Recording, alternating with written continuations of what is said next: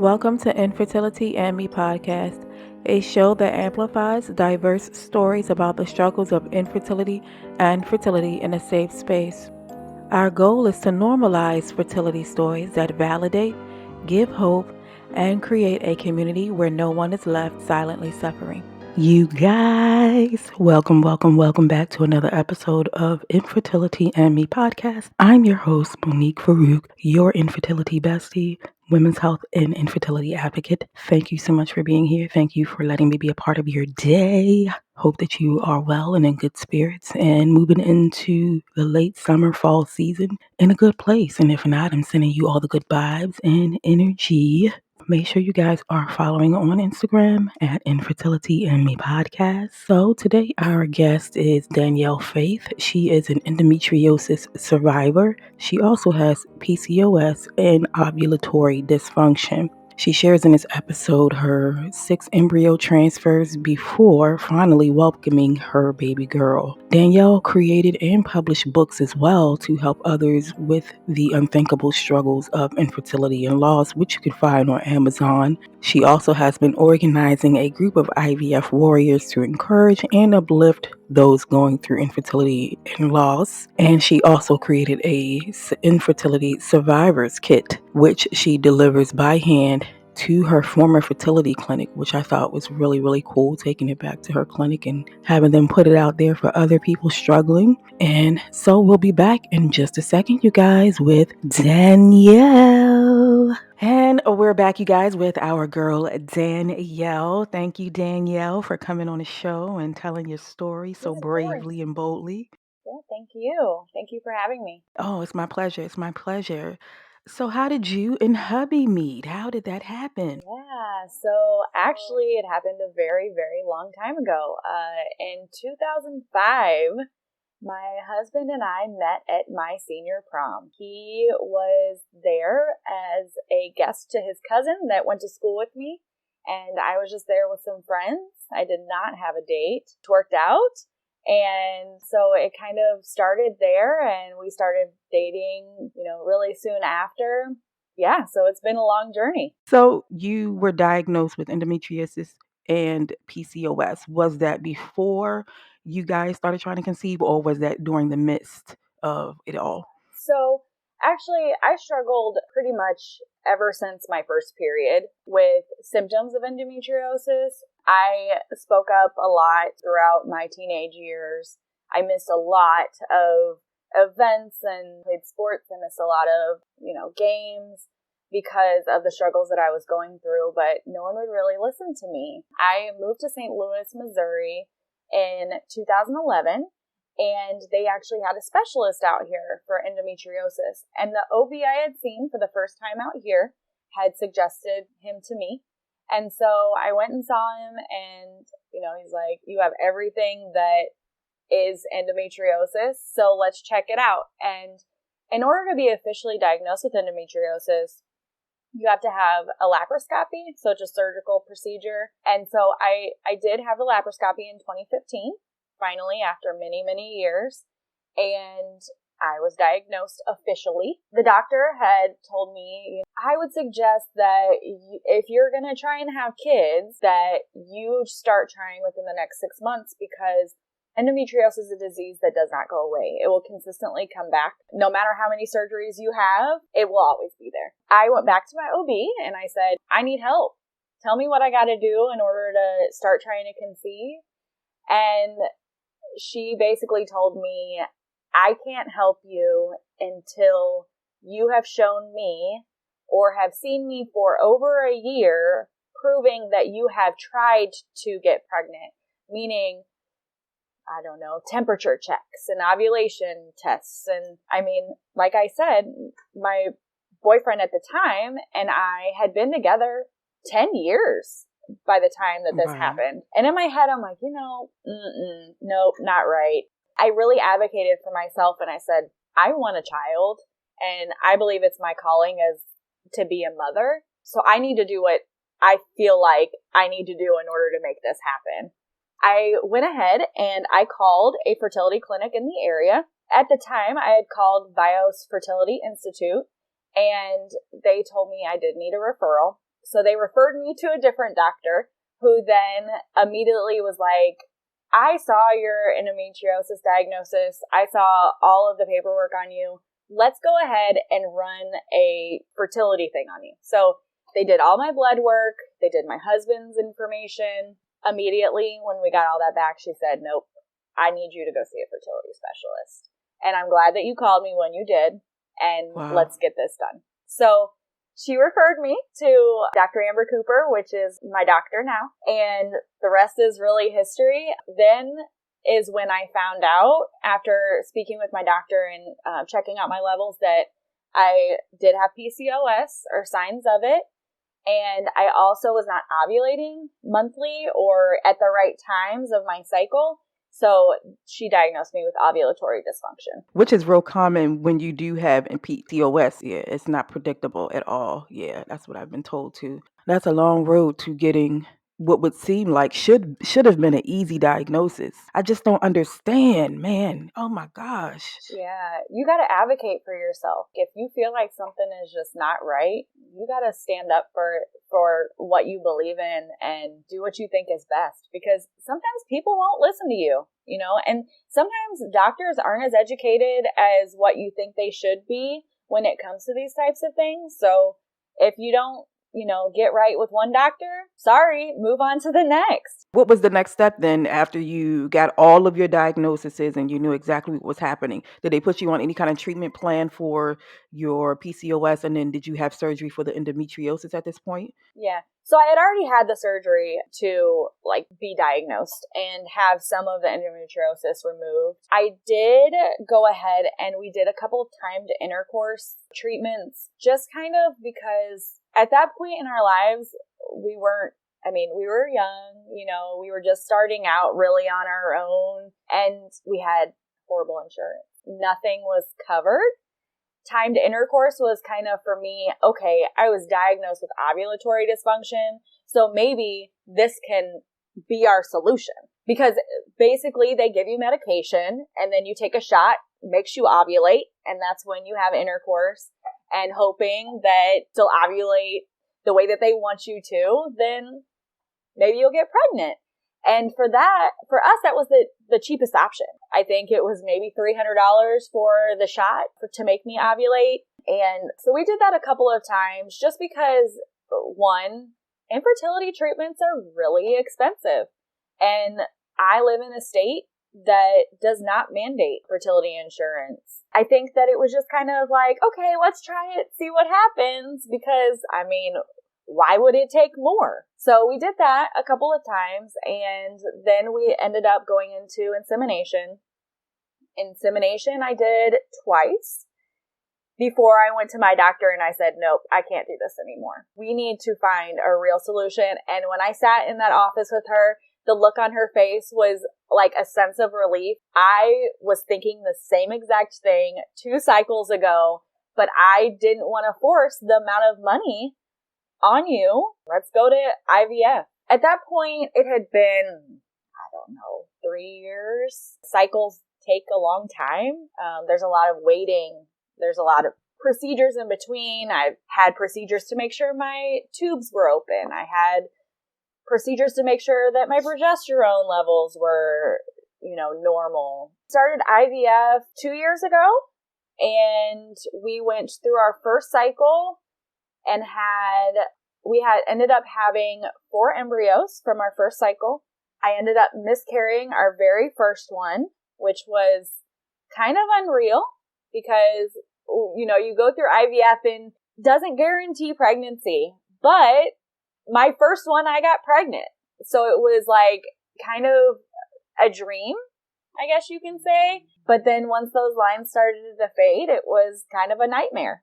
And yeah, like a smack in the face after all that you had been through. That's what it feels like, I think. Yeah. That was the first time that we had seen those lines together. And it was exciting. And it was Christmas. And we announced to my grandma that we were pregnant. And, we went to his mother's house and we announced to her. And I have the best video ever of her being so excited for us. It was just so unreal. And then the pain of having to go back and tell everyone, sorry, we're not pregnant kind of sucked. You said, a slap in the face. And it was this feeling that was unimaginable. I do not wish that on anybody. Mm-hmm. It was extremely hard, but we kept going. And so we ended up having 3 more transfers after that. Each one of them failed.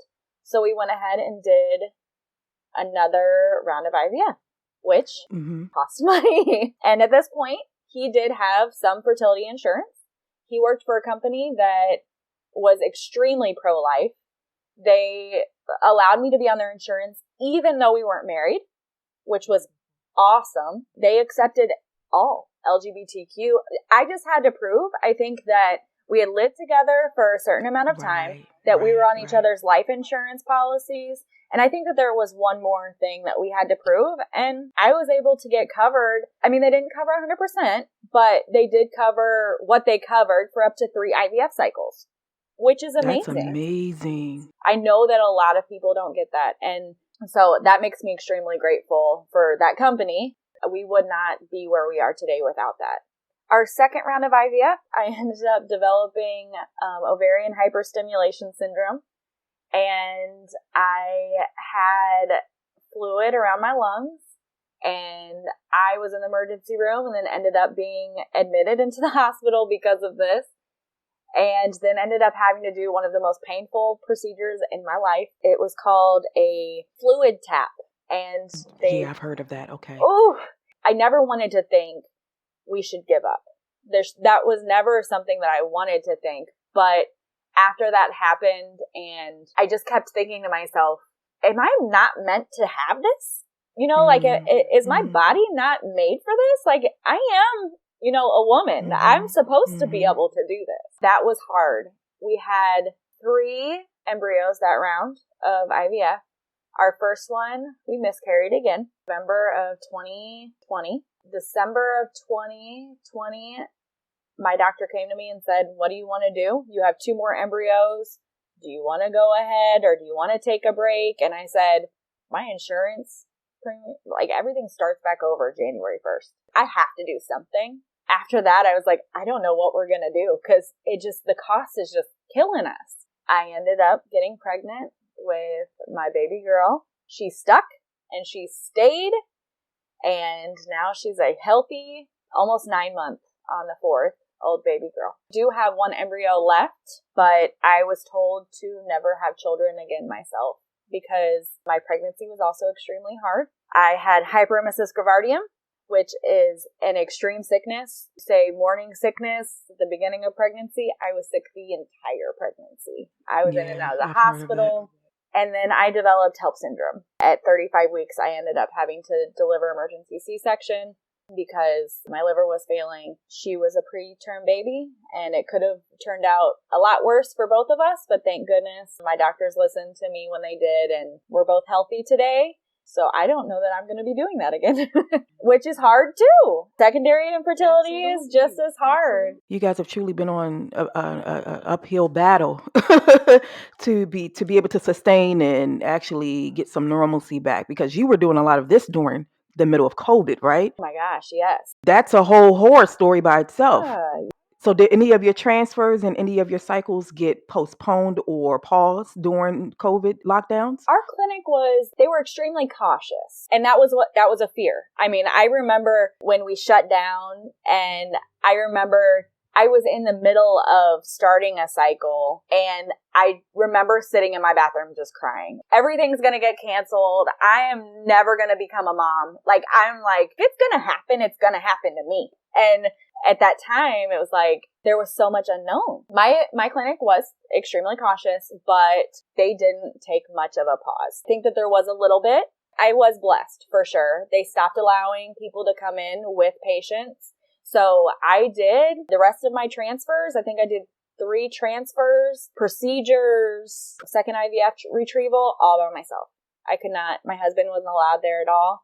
He sat outside and waited for me, but that's a hard thing too, to go through those procedures and not have your partner with you. And I am blessed because I know a lot of places paused and stopped procedures from happening during COVID, but they were not connected to a hospital. I think that kind of helped because a lot of the hospitals, locked down. Danielle, girl, how did you get through all this emotional trauma? Did you get help at any point, or did you kind of like self-soothe in a way? Yeah, I will say that a lot of it was self-soothing. With my husband's insurance, I did have a counselor type of thing that would randomly call me to check in with me. But it was like maybe a 15-minute conversation, which is still great. You're able to vent to somebody that may have a little bit more understanding of what you're going through. COVID made that really hard. Even speaking to family in general is hard because they don't necessarily, I always say this, like, you don't understand what someone else is going through until you've been through it yourself. And it's really hard to talk to people and have them understand your emotion when they've never been through it.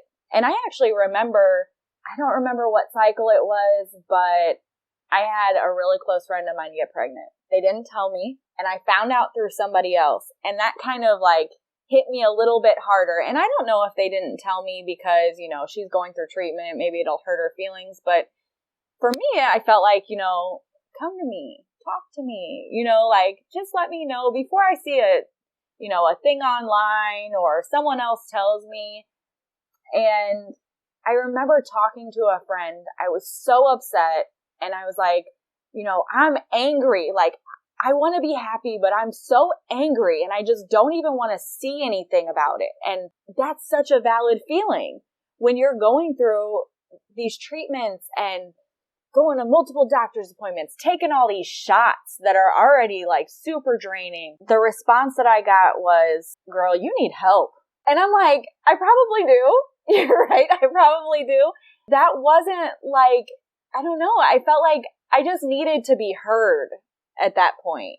Yeah, absolutely. You needed that validation. It's the validation that you wanted. Yeah. And I just remember getting off the phone and like bawling in my car. Like, why is it that nobody understands me? Why can't I find somebody that just understands what I'm going through? And I found a lot of solace in watching YouTube videos. I found that watching other people's journeys, you get on YouTube, there's retrievals, there's transfer stories, there's people talking about, how to do shots, what they did to help them get through these certain situations. And it just made me feel so good to see someone else going through it. I think that was a big help. I think that also having my husband with me through it, even though there were some arguments because I don't think he really understood, because I'm the one that's going through all the treatments and I'm the one that's going to the doctor's appointments and I'm the one that's getting pricked. Even though he's going through it with me, it's just a different emotional effect of the whole thing. It was nice to have him, but I think it was the YouTube videos that helped get me through, because I want to be able to tell my story and to make someone feel like they are not alone. And that's admirable, because you could just go on about your life now that you have your miracle baby and forget it all and be like, done with that part of my life. Adios. Peace out. Okay. We sat down, and my husband's private. He's very private about what we went through. And that's fine. Everyone has their own way of grieving. Everyone has their own way of, coming to terms with things, their stories. Everyone advocates for something different in their lives. I'm okay with that. I think infertility made me who I am. I would not be as strong and as vocal as I am today without going through what I went through. And we went through it together in different ways, but I'm a completely different person than I was. Just like how you said, in marriage, you change so often. This changed me 100%. Stories and watching people weather the storm were so impactful for you, because our spouses cannot be everything to us. They cannot be our counselors and do everything else that they do for us. And so there's a place for everything. And which is why it's so important to not suffer in silence and not necessarily putting your story out there, but just searching for the hope, searching for the inspiration, and gaining strength from connecting with other people. And so you have created some Facebook groups as well as some book series, journaling type series to help those struggling. And they're very affordable, which I love because we are paying a down payment for these babies before they even get to college and stuff. So tell us about how you came up with the ideas for your series of books and then why you started your Facebook group. After my daughter was born, to be honest, I was thinking of different ways to afford college, kind of like what you just said.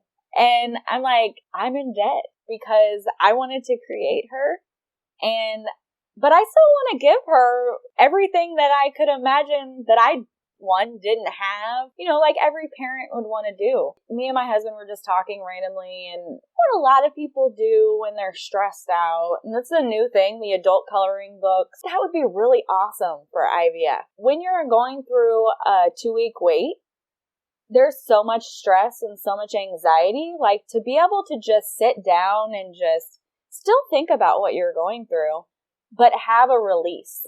And art is one of my releases. And so I just started thinking about it, and I started doing some research, and there are some, out there. And so I was like, you know what? I would love to create something like this in honor of my daughter, in honor of what I went through. I put something together, and I figured out Amazon Kindle, and I was able to get them published. So I self-published a coloring book for the 2-week wait journal. I have a IVF planner on there, as well as just a notebook. I think it's really important to write things down. And I wish that I did more of that through my journey so that I had something that I can show my daughter about how wanted she was, even when I'm gone, to be able to look back and be like, Mom went through this for me. Oh my goodness. So I went ahead and I did that. And I have donated some to my fertility clinic for people that are going through their 2-week wait. I have also started my Facebook page called Making a Miracle. Right now, I'm kind of just, wanting to spread awareness, wanting other people to join me in some of the things that I'm doing. And so to close out, Danielle, if there's a last word that you would give to those still in the midst of everything in the community, I'll give the floor back to you. I guess I would just say a couple of things. One would be that you're not alone. There's so many people out there that all of our stories might be a little different, but the journey has so many similarities. And I think that it's so important for us to stick together and be there for one another. The other thing I would say is self-care. Take care of yourself. It is really hard to when you're so focused on, your cycle and what shots to take and what medications you're supposed to be, administering that day, that you just got to take care of yourself. Go get a massage, get your nails done, or even as small as going on a walk, kind of taking a breath and understanding that, yes, it's hard. And I can't say that everyone will have the end that they wish they had from the beginning. But I honestly think that everyone can find their rainbow in their journey, whether that's a rainbow baby or finding resolve and knowing that it might not just work out, but being okay with that. I think that it's just really important to focus on yourself. I always hated that you'll get through it and, you'll have your happy ending, but, not everyone's endings are happy, but you can find solace in knowing that, whatever happens will be okay. Mm-hmm. Thank you for those reminders, Danielle. Appreciate you. And absolutely, you're going to feel sad for much of this, but it won't always feel this way. It definitely will not. And so I appreciate you for reminding us of those small details, especially like going on walks. That was big for me when I was still deep in the midst of everything. So is there any handles online that you would like to share for us to connect with you? I'm on Instagram and on Facebook. And my tag is at making, MAKING, miracle, MIRACLE 8421 in honor of my baby. Wonderful, wonderful.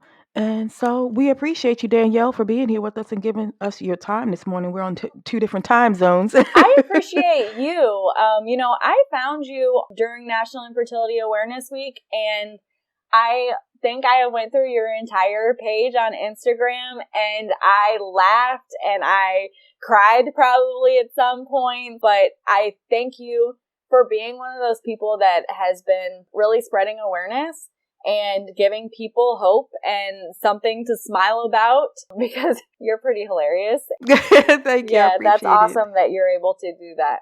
It was a hard road. It was a very hard road to get to this point, but it's well worth it.